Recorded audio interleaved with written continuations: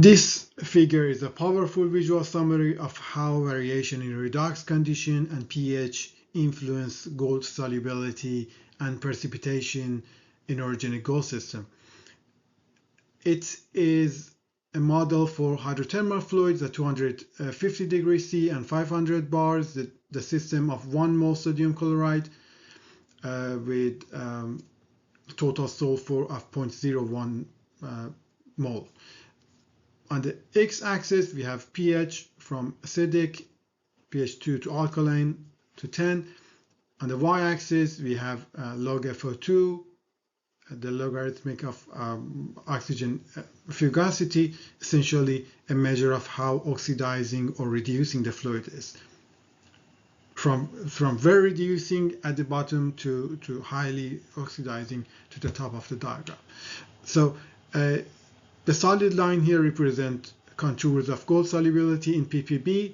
They are labeled 0.1 or 1, 10, 100 ppm, indicating the maximum solubility levels of gold as bisulfide or chloride complexes under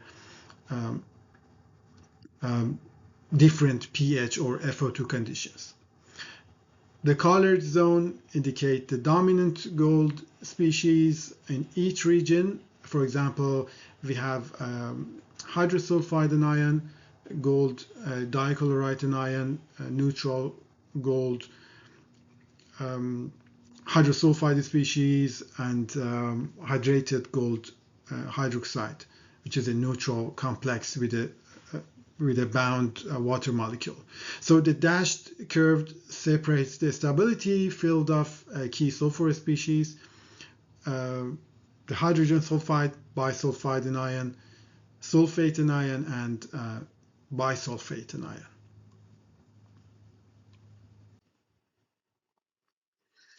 There are a few critical takeaways here. Maximum gold solubility occurs in a narrow red zone where pH is near neutral, around 7, and FO2 is moderately low. And this is the intermediate redox state just below the sulfide boundary. That's where gold bisulfide dominates, where pyrites is stable, but sulfate has not yet formed. And this is what you can find in the orogenic or Carlin type gold systems.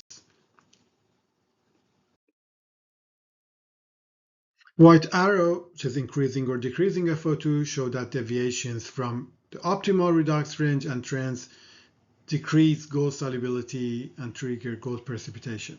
Gray arrows show changes in pH and moving toward more acidic or alkaline pH. And this is also reduced solubility, again favoring gold precipitation.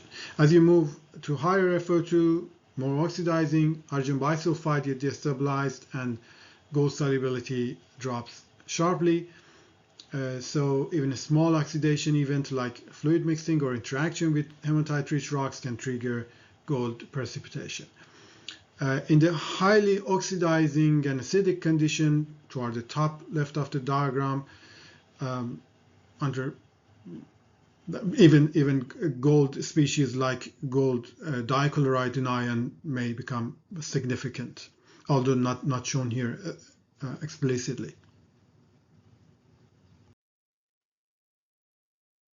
So the big picture is that in this figure shows us that gold solubility is extremely sensitive to pH and redox changes, and explains why orogenic gold deposits often form when fluids acidify, for example, by losing carbon dioxide during fluid immiscibility, or oxidize or reduce through mixing with other fluids or fluid-rock interactions.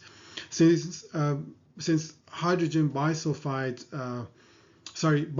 anion is the dominant ligand transporting gold, its consumptions by, for example, pyrite precipitation will also drive gold precipitation.